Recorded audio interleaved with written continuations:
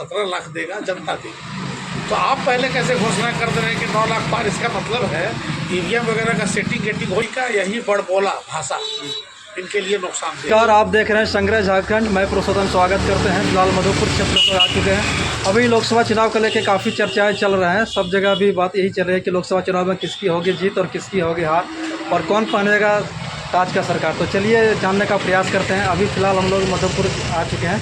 यहाँ पर हमारे जो पूर्व जिला परिषद जो थे काजन जी, उनसे कुछ जानने का प्रयास करते हैं चुनाव के बारे में, क्या इनकी रणनीति है, यहाँ का क्षेत्र क्या बना हुआ माहौल है। चलिए इससे कुछ जानकारी लेते हैं। तो सबसे पहले आपका स्वागत। बहुत बहुत धन्यवाद आपका। तो अभी चुनाव माहौल को लेकर के मधुपुर में सर किस प्रकार से बना हुआ है? अभी जो है प्रदीप यादव जो कि है और उधर आपका निशिकांत दुबे हैं, दोनों में तो क्या स्थिति बना हुआ है सर मधुपुर का? सर देखिए, मधुपुर का स्थिति नहीं, पूरे भारतवर्ष का जो भी स्थिति बना हुआ है, इंडिया गठबंधन वर्सेस भारतीय जनता पार्टी गठबंधन की चुनाव हो रही है। और जो मधुपुर की स्थिति पूछे या गोड्डा की स्थिति पूछे, अभी जैसे आपने अपना जो दिया उसमें कहा कि कौन जीतेगा कौन हारेगा। यहाँ जनता हारेगी, नेता जीतेगा। जनता 5 साल तक हारेगी और उसको हर समस्याओं का समाधान जनता को खुद करना होगा, या फिर छोटे छोटे नेताओं के द्वारा उस समस्याओं का समाधान होना जा सकता है। लेकिन नेता जीतेंगे, जनता हारेगी। तो क्या इस बार कुछ परिवर्तन देखने को मिलेगा? परिवर्तन विकास का एक बेहतर मार्ग है और परिवर्तन होना चाहिए, लेकिन ऐसा भी परिवर्तन ना हो कि हम बहुत अच्छा से बहुत बुरे हो जाए।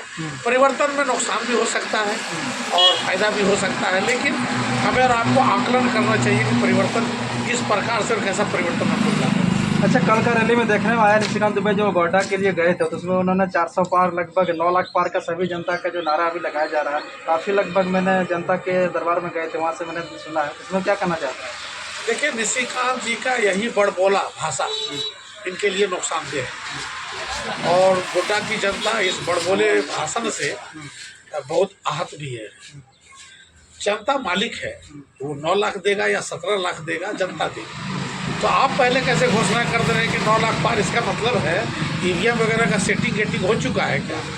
तो ये तो निशिकांत जी को ऐसे बड़बोले पर वो तो कह रहे हैं कि मुझे चुनाव प्रसार करने की जरूरत नहीं है, मुझे संता सब जगह दे रही है। क्या उनकी घमंडी बताई जा रही है? क्या इनका कहना क्या है? देखिए, ये उनका मैं क्या कहूँ, अब एक सांसद पर एक मामूली शहर का चेयरमैन और जिला परिषद प्रतिनिधि क्या आलोचना करेंगे, लेकिन जहाँ तक बातें हो रही है ये दुर्भाग्यपूर्ण है। इस तरह का बात नहीं होना चाहिए। पहले चुनाव में तो कभी भी निशिकांत जी इतना परेशान नहीं रहते थे, गांव गली गली चौक चौराहे पे नहीं घूमते थे और एक अजब सा माहौल रहता था, परंतु इस बार ऐसा देखने को नहीं मिल रहा।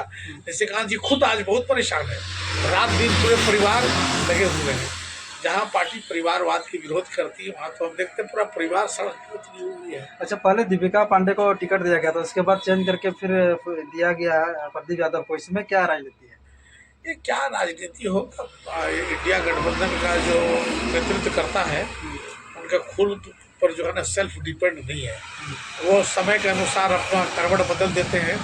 और मैं क्या बोलूँ, अभी तो राहुल जी पूरे देश का भ्रमण किया, भारत जोड़ो यात्रा, प्रेम यात्रा, इस सभी यात्राओं में उन्होंने कहा था कि जिसकी जिसकी सबकी बारी उसकी उतनी भागीदारी। पूरे भारतवर्ष में जो हमारी आबादी है 18% है और 540 सीट पर चुनाव हो रही है, तो 18% आबादी के हिसाब से अगर हमको भारतवर्ष में टिकट मिलता तो 18×5 कम से कम हमारे 100 कैंडिडेट होने चाहिए था। लेकिन दुर्भाग्य है कि पूरे भारतवर्ष में 1 या 2 कैंडिडेट को टिकट दिया गया है। तो इंडिया गठबंधन का भी जो कतरी और करनी में काफ़ी फर्क है। एक ही हमारी पार्टी है बहुजन समाज पार्टी, जो कतरी और करनी में धरातल पर उतरती है, जिसकी जितनी संख्या भारी उसकी उतनी भागीदारी। दुर्भाग्यपूर्ण है कि गोड्डा संसदीय क्षेत्र में हमारे कार्यकर्ता या हमारा लीडरशिप वैसा नहीं है भी। तो जिस प्रकार चुनाव आयोग का ढुलमुल नीति के कारण चुनाव महंगा हो गया है, अच्छे लीडर आज घर में चुपचाप बैठ गए, क्योंकि उसके पास वो अर्थ बल नहीं है जिसके माध्यम से आम जनता तक जा सके। और चुनाव आयोग जानते हुए भी सारे इन दोनों पार्टियों को छूट दे रखा है, पैसा पानी की तरह बहा रहा है। इसीलिए मैंने कहा कि नेता जीतेगा और जनता हारेगी। अच्छा, प्रदीप यादव देख रहे हैं कि काफ़ी मेहनत कर रहे हैं, कल क्षेत्र में भ्रमण किए थे, देख रहे हैं सब जगह। इस बार क्या उनका जो कहना है कि इस बार मेरी कुछ अपेक्षा उम्मीदवार काफ़ी जनता से लगा हुआ है। जब आप 5 साल पढ़ाई नहीं करेंगे और बोर्ड का एग्जामिनेशन आ जाएगा और जब एडमिट कार्ड आपको मिल जाएगा तब तो आपको 24 घंटा पढ़ना ही पड़ेगा। अगर 5 साल आप क्षेत्र में घूमते फिरते रहते तो इतना मेहनत करने की आवश्यकता नहीं। ये तो कभी हुआ नहीं। तो इसमें कमियां किसकी पाई जा रही है? देखिए, ये तो अगर आप विपक्ष में हैं तो भरपूर विपक्ष का भूमिका निभाना चाहिए था और कांग्रेस को भी निभाना चाहिए था और ये सारे पार्टियों को निभाना चाहिए। तो चलिए, मधुपुर की जनता देख रही है और भारत की भी लाखों जनता आपको देख रही है, जनता के लिए क्या संदेश देना चाहते हैं अभी जो मध्यम चुनाव चल रहा है? मैं पूरे भारतवर्ष के लोगों से मेरा अपील होगा कि देश हित में, देश की एकता, अखंडता, देश की योग्यता, देश की प्रगति के लिए हम तमाम लोगों को एकजुट होकर और जो भी जिस क्षेत्र में योग्य हमारा कैंडिडेट है हम उसे वोट देंगे। जात पात और धर्म से देश मजबूत नहीं हो सकता। खंड खंड हम हो सकते हैं, सरकार बन सकती है, देश मजबूत नहीं हो सकता। इसलिए अगर देश हित में कोई बात हो तो एजेंडा यहाँ के बेरोजगार युवाओं के लिए आना चाहिए, एजेंडा यहाँ पे सस्ती शिक्षा की आनी चाहिए, एजेंडा यहाँ पे सस्ती स्वास्थ्य की आनी चाहिए। लेकिन इस बिंदु पर कोई दल बात नहीं कर रहा। सभी दल को लगा हुआ है मैं राम मंदिर बना दिया हूँ, मुझे वोट दे दो।